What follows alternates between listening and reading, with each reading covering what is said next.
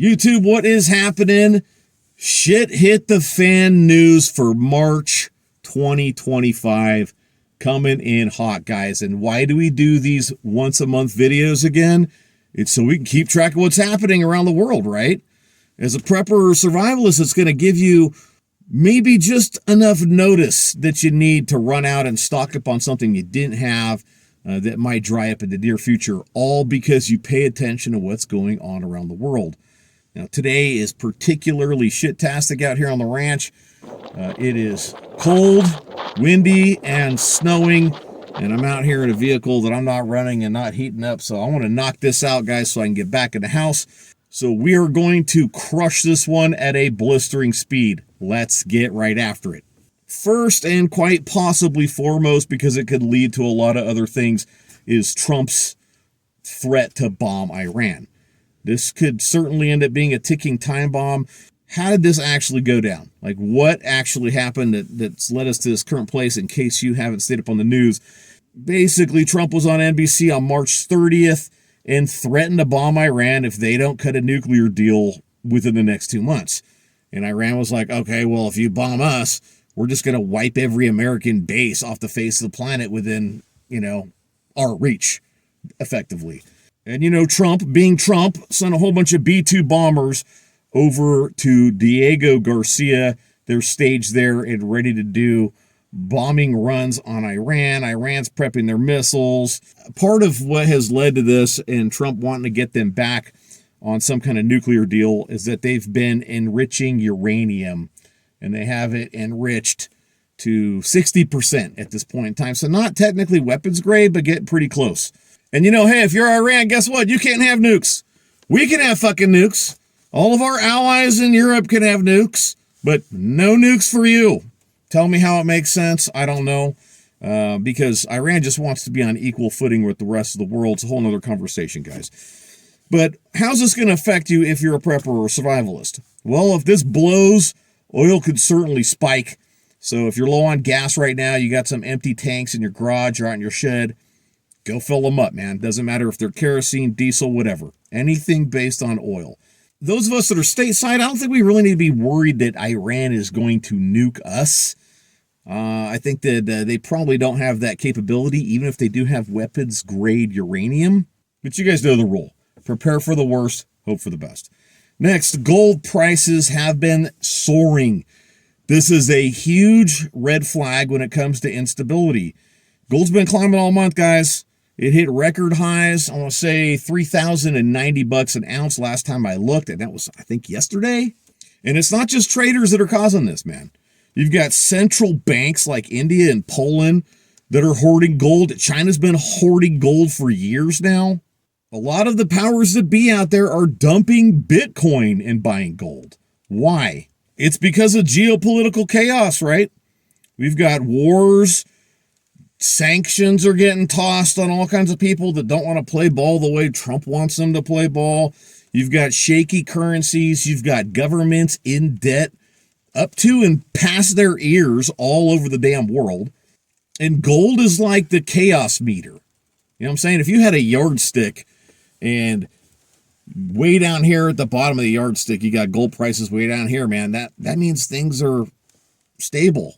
But right now, we got gold prices that are at the top end of the yardstick, man. We're at 3 feet and passing it. We've never been here before. Gold is the canary in the gold mine. That's what it is. And when it jumps, it could be a big indicator that paper money is about to go down the toilet. Am I telling you to run out and buy gold right now? No, I'm not telling you that. If you have gold right now, that's just fine. If you don't, though, and you feel the need to invest some money somewhere, barter items are usually going to be a better bet for you. They're going to beat bullion in a pinch. But if you got more money sitting in a bank account than you want to have it sitting there, man, buying a handful of gold coins isn't going to hurt you. Next, we have Putin slamming Zelensky for being a dictator. And we've really kind of had this nuclear war shadow looming over Russia and Ukraine because of this conflict, right? And even like Europe and even North America, really. Although I feel that Trump has kind of distanced the United States from the idea of being involved in a direct conflict with Russia. At any rate, guys, Russia's hinting at nuclear options if Trump's ceasefire flops, and Ukraine is getting pounded into dust right now by Putin. It's getting its ass handed to it, man. And you know who doesn't jump to making deals? The guy that's kicking the other country's ass royally. So I don't think Putin is really like, oh man, I need to make a deal with Trump or he's going to beat me up. What is the take on this for us preppers? Well, this is more than posturing, guys. It's really kind of a shove towards the red line. The possibility of nuclear war is really not anything that we want to ignore. Although I feel that North America is probably pretty safe from the possibility of that right now. If you live in Europe, though, I don't know, man. If I were you, I'd be checking to make sure you're not downrange of any fallout zones. Make sure you're stocked up on food, water, all that kinds of shit. Infrastructure is going to go down immediately, obviously, in a nuke exchange, a big one. All right, so you got to make sure that you have everything that you need already. Speaking of Europe, let's get on to the next topic, because the European Union is effectively ditching Uncle Sam. It's kind of funny to me how this happened and why it's happening, guys. You had Trump get elected. You have Doge going through and cutting all kinds of spending that's going all over the world. And we had all these allies and all these friends everywhere. And as soon as we stopped giving everybody money, as soon as we cut the welfare, all of a sudden, they don't want to be our friends anymore. It's kind of like back when you were a younger dude and you hang out with a couple guys and they'd come out and you'd buy more beers for them than they'd buy for you. And all of a sudden, you stopped buying them beers all the time and they're not your friend anymore. I'm sure a lot of you guys can kind of relate to that, but that's basically what's happened to the world. And the European Union is gearing up for war with Russia right now, dudes. There are rumors that France and the United Kingdom are actually sending troops to Ukraine to fight Russia. The EU is talking about a huge spending plan. We're talking $800 billion to prepare for its own defense. And you know what? Yeah, man, it's about fucking time you guys pay to defend yourselves. We've been doing this shit for you forever, man. Maybe not paying, we haven't been paying for 100% of it, but holy shit. And you know what, people? America is in the hole. 36 trillion bucks. And I argue with far left progressives about this shit all the time because they're upset that that certain things are being cut that help people. Well, guess what? We can't even afford the shit that we should be paying for anymore. That's where we are, man. I give you an example. Let's say that you made $100,000 a year. All right. But you spend 200 grand and 100,000 of it you spend on clothing kids in your neighborhood and donating money to Mozambique to pay for circumcisions, right? So you helping kids in the neighborhood that are poor and don't have clothes, that's a good cause. Whereas the Mozambique thing, you're kind of just throwing your money away. Like, should you be spending your money on that? No. But there you are. Let's say you don't even know where all your money's freaking going, right? Because your wife's writing checks, your daughters are writing checks, your sons are writing checks. Everyone's just writing fucking checks, man. Well, years go down the road and you find out that you're $30 million in debt. Guess what?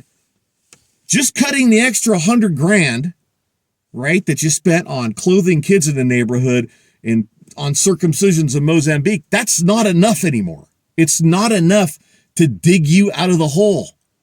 No, you have to cut more than the 100 grand. You have to dig into your initial income. And you know what? You need to increase your income on top of it. Like, that's where America is today.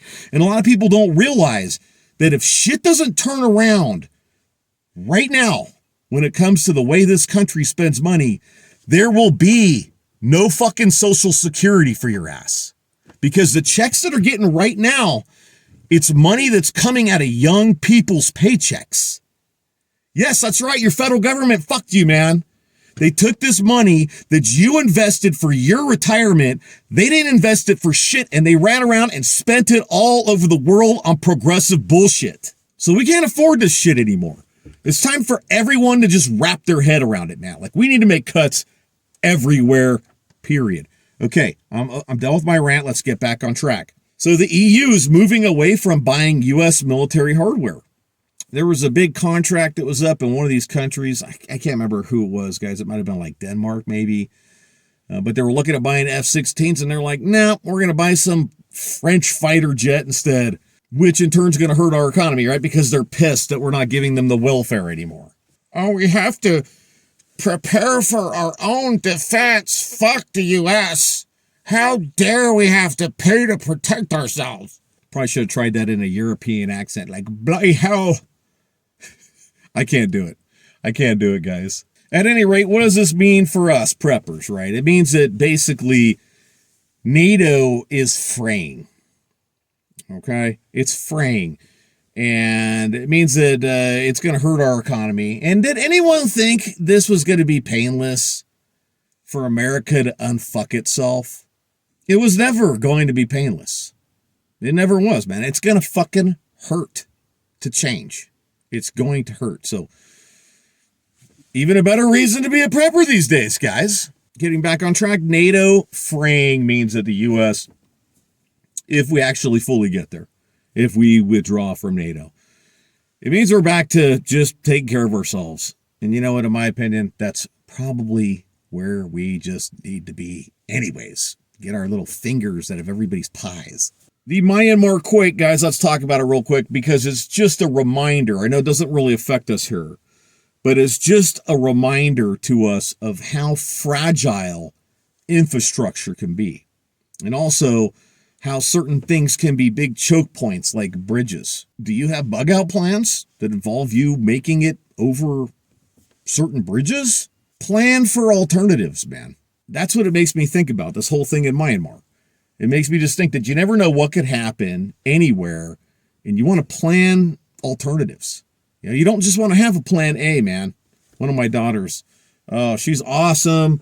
She's a hard charger, man. She's a hard worker, but she shoots from the hip all the time. And if she comes up with a plan, it's a half-assed plan, and there's only a plan A.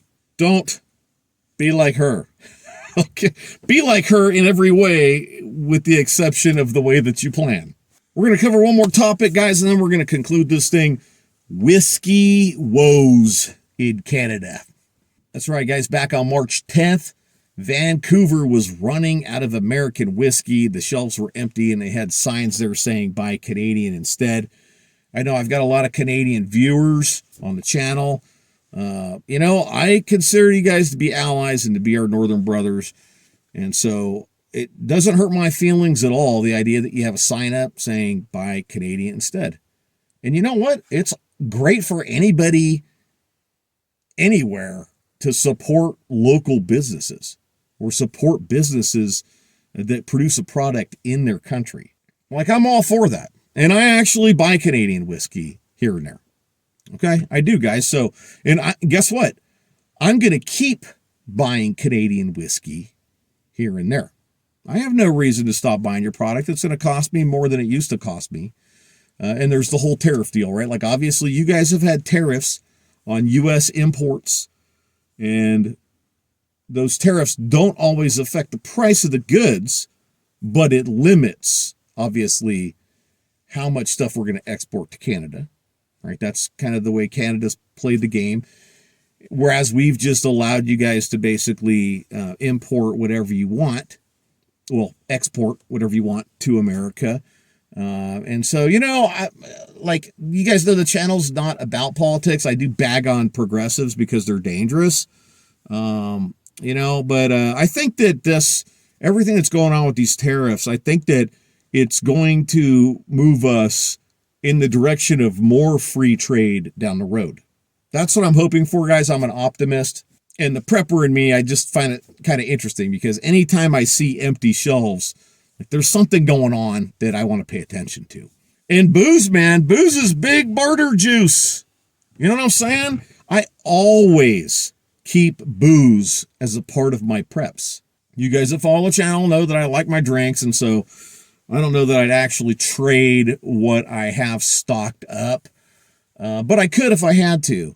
And you can also use it as a disinfectant if it's of high enough proof. I think we're going to wrap it up right there, dudes. We can call it. But the moral of the story is keep getting prepared. Pay attention to the current events. And get ready, man. Get ready, because we're definitely not out of the woods. And the rest of the world is, really throwing a tantrum about Trump being elected into office. So the pain is not going to stop here. You guys aren't going to suddenly see everything recover in April. You know what I'm saying, guys? So dig in for the long haul. That's it. Like the video. Make sure you share it with somebody that would be interested in these little recaps once a month or some of the other content that I have out there. Subscribe. Dudes, check out my Patreon in the description below. I just posted another info dump this morning. I want to say it was my 44th video. And this is content you can only get on Patreon there. And these videos are anywhere from like the low 20s in minutes to over an hour. So tons of extra content. All right, guys, if you like what I'm doing, you can support the channel for $5 a month, but you get access to all that information. All right? And you can chit chat with me and all that kinds of shit on there. That's it, guys. I'll let y'all go. Done plugging myself. Get ready, man. I'll see y'all in the next video.